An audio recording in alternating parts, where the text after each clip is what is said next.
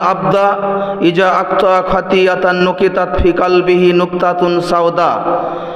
যখন কোনো বান্দা পাপ করে তখন তার অন্তরে একটা কালো দাগ পড়ে যায়, অন্তরে কালো দাগ পড়ে যায়।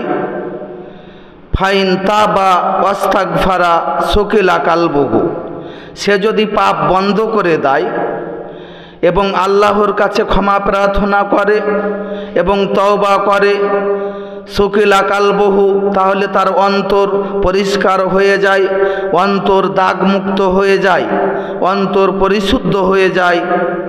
ওয়াইন আদা জিদা ফিহা হাত্তা তালু কালবুহু, যদি সে পাপ বন্ধ না করে, পাপ থেকে ফিরে না আসে, তাহলে একের পরে এক এই পাপের কারণে তার অন্তরে কালো দাগ পড়তে থাকে এবং কালো দাগ পড়তে পড়তে পুরো অন্তরটা তার ঘিরে যায়, পুরো অন্তরটাকে ছেয়ে নেই এবং একটা বড় কালো দাগে পরিণত হয়ে যায়।